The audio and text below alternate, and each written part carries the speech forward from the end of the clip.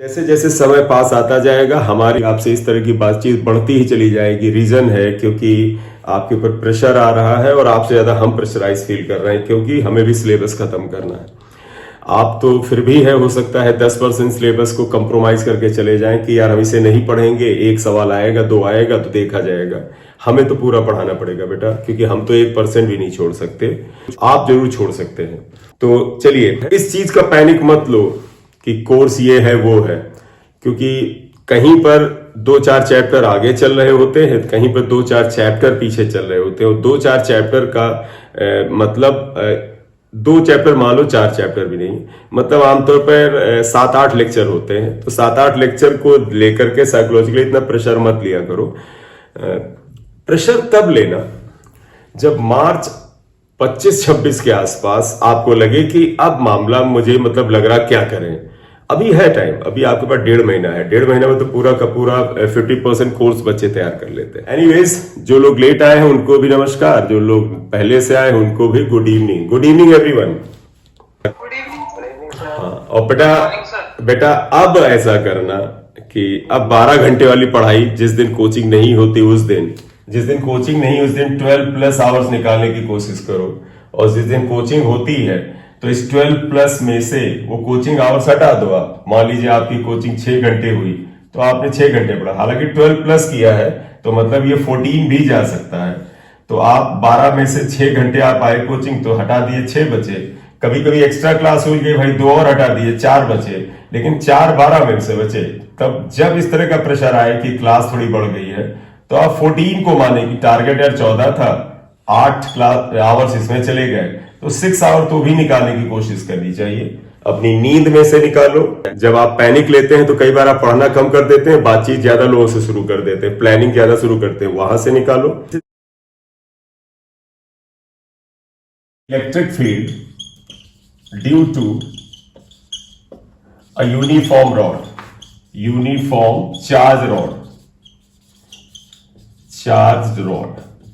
इसका बेटा ग्रेविटेशन में भी था पार्ट, और आपने सॉल्ड एग्जाम्पल दे रखा था ग्रेविटेशन में, और वो ऐसे था। एक रॉड बेटा ये, इसकी कुछ लेंथ L है, इसका चार्ज इसके ऊपर +Q है। आप मान लीजिए चार्ज है, रॉड है तो लेंथ पे ही चार्ज स्प्रेड होता है, Q है। इसके एक्सिस पे एक पॉइंट P पर हमें इस चार्ज की वजह से इलेक्ट्रिक फील्ड बताना है। तरीका ये है बेटा, कूलम ने जो इलेक्ट्रिक फील्ड का फार्मूला दिया है कि इलेक्ट्रिक फील्ड इक्वल टू होता है 1/4πε0 Q/r²। Q यहां पर पॉइंट चार्ज है बेटा, पॉइंट, एक बिंदु पर फोकस्ड। ये एक्सटेंडेड चार्ज है तो ये फार्मूला आप लगा नहीं सकते। तो फिर क्या करें, इस पूरी रॉड को आप छोटे छोटे टुकड़ों में बटा हुआ मान लीजिए। इसका एक छोटा सा टुकड़ा ये dx थिकनेस का ले लीजिए। तो मैं याद होगा, अगर इसकी थिकनेस dx लेते हैं तो ये डिस्टेंस x लेना पड़ता है, ये आएगा। अब आप इसके ऊपर लगने वाला चार्ज dq पता कर लीजिए। तो आप बताइए बेटा, इस पे चार्ज अगर dq है, दूरी अगर x है, तो इस फार्मूले की मदद से यहां पर इलेक्ट्रिक फील्ड क्या आएगा, इलेक्ट्रिक फील्ड इक्वल टू हो जाएगा 1/4πε0 dq/x²। ये आएगा। ये बेटा छुटके चार्ज की वजह से इलेक्ट्रिक फील्ड है। dq की वैल्यू निकाल लेते हैं यूनिटरी मेथड से। देखो बेटा, लेंथ L पे चार्ज Q है, since on length L charge equal to Q, therefore on length 1 charge equal to Q by L, therefore on length dx Q by L dx। इसलिए बेटा dq equal to Q dx upon L आ जाता है, ये charge आता है। तो बेटा आप dq की वैल्यू यहां पर रख दीजिए। तो therefore equation 1 can be written as dE equal to 1/4πε0 Q dx upon L x²। ये इलेक्ट्रिक फील्ड आया बेटा, ये छोटे से चार्ज की वजह से। इसे आप इक्वेशन नंबर 2 लिख दीजिए। हमें बेटा इस पूरी रॉड को चाहिए, तो बताओ बेटा इस तरह के छोटे छोटे हिस्से कहां से किए जाए, यहां से शुरू किए जाए यानी r डिस्टेंस से, और यहां पे खत्म किए जाए यानी कि L+R पे किया जाए। तो therefore electric field due to entire rod, पूरी रॉड का इलेक्ट्रिक फील्ड है। तो बेटा आप क्या करेंगे, इंटीग्रेट करेंगे। मैंने बताया ना बेटा, यहां से इंटीग्रेट करके यहां तक करेंगे। इसका मतलब R और इसका मतलब R+L। तो R to R+L बेटे सॉल्व कर डालिए, आंसर आ जाए। Electric field due to entire rod, अगर पूरी रॉड का इलेक्ट्रिक फील्ड निकालना है तो you have to integrate from this point to this point related to R and this end related to L plus R. इसलिए limits आ गए R to R plus L. ये अब इसे सॉल्व करें तो देखिए बेटा, k constant, q constant, l constant, integral x power minus 2 dx आएगा r प्लस l। या सॉल्व कर लीजिएगा, q अपॉन l x की power minus 2 plus 1 upon minus 2 plus 1 r plus l। इसलिए k q बाई l बेटे minus 1 by x आ जाएगा r to r plus l। तो देखिए यहां माइनस 1 था, ये माइनस आ गया, x की पावर माइनस 1 आएगा इसलिए 1 अपॉन x हो गया। माइनस को बाहर निकाल लीजिए, minus k q by l 1 upon x r to r plus l। ये लिमिट अप्लाई करते हैं, देखो x की जगह upper limit lower limit, upper limit this, lower limit r है बेटा, ये एक्चुअली r है। तो आप यहां पर लेंगे एलसीएम तो r आएगा, तो यहां पर r किया तो r प्लस l आएगा, माइनस r प्लस l यहां r आ जाता है। तो बेटे ये आर आर कैंसिल हो जाता है तो ऊपर क्या एल बचता है ना बेटा? यस सर, वो भी कैंसिल। हाँ, तो इसलिए ये यहां पर अगर आप देखें एक लाइन में लिख देता हूं, K q upon L, L upon R, R plus L आता है, ये इससे कैंसिल। तो electric field will be like this, K q upon R, R plus L. सभी लोग चेक कर लें, देखिए यही आ रहा है। यस।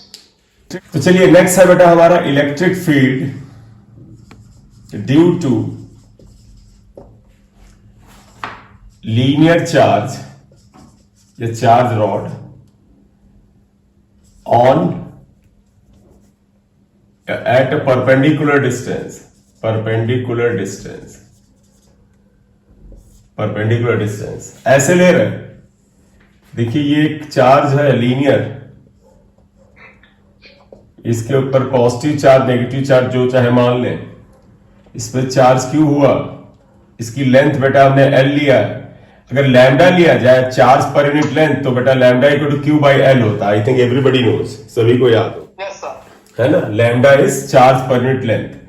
इस पे ऐसे ले रहे हैं बेटा, परपेंडिकुलर बाइसेक्टर नहीं ले रहे हैं बेटा, परपेंडिकुलर डिस्टेंस। बाइसेक्टर मतलब जानते क्या होता है बेटा, मिड से जाता है। हमने ये एक दूरी लिया, आर है, ये पॉइंट P है। अगर आप इसको फर्स्ट एंड में लाते हैं और इससे लास्ट एंड में लाते हैं तो देखो ये एंगल अलग आएंगे। ये मान लीजिए अल्फा आया और ये बीटा आया। देखो अगर ये एंगल अल्फा बीटा सेम होते तब तो ये बड़ा आसान डेरिवेशन भी होता, लेकिन अगर ये सेम नहीं तो लंबा चौड़ा डेरिवेशन। अगर गौर से देखो तो एक एलिमेंट इधर हम छोटा सा लेंगे और इसका इलेक्ट्रिक फील्ड यहां पे निकालते हैं, ये कुछ आता है, और ऐसा एलिमेंट इधर लेते हैं, इसका हम यहां पर इलेक्ट्रिक फील्ड निकालते हैं। तो वास्तव में इस हिस्से में और इस हिस्से में इस तरह के छोटे एलिमेंट बराबर नहीं है, बराबर नहीं है। देखो यहां कम एलिमेंट, यहां थोड़े से ज्यादा एलिमेंट है, इसलिए इसका फार्मूला दोनों एक्सिस पर आता है। तो इस हिस्से का इलेक्ट्रिक फील्ड कुछ आएगा और उस इलेक्ट्रिक फील्ड का एक एक्स कॉम्पोनेंट होगा EX और एक Y कॉम्पोनेंट होगा EY। तो हम बेटे इसको डायरेक्ट लिखेंगे कि एक लीनियर चार्ज लैम्डा है, इसमें चार्ज Q और लेंथ L है, परपेंडिकुलर डिस्टेंस R पर एक पॉइंट पर इलेक्ट्रिक फील्ड निकालना है। इसके दो कंपोनेंट हो जाएंगे, क्यों? क्योंकि ये हिस्सा बराबर नहीं है। तो आप देखिएगा इन दिस केस पहला आइएगा EX इक्वल टू क्या आ जाता है। देखो बेटा जब ये आधा हिस्सा ऐसे हो जाता है तो आप जानते क्या करते हैं, एक छोटा सा हिस्सा यहां लेते, इसका इलेक्ट्रिक फील्ड यहां पर ऐसे निकालते, ये आता है, मान ली E हो गया, तो इसका एक कंपोनेंट जाता है EX और एक जाता है EY। फिर आप कहते हो ऐसा ही एक टुकड़ा इधर ले लेते हैं इतनी ही दूरी पर, तो इसका इलेक्ट्रिक फील्ड इधर आता है, E ही आता है बेटा, ये E था, ये भी E होगा, तो इसका एक कंपोनेंट इधर EX हो जाता है और बेटा इसका जो दूसरा कंपोनेंट इधर EY होता है। तो बताओ कैंसिल कौन हो रहा? देखो X वाला कैंसिल हो रहा, Y वाला नहीं हो रहा है ना। तो तुम्हारा जो EX आएगा वो आएगा 1/4 pi epsilon not lambda by R, ये आएगा cos beta minus cos alpha.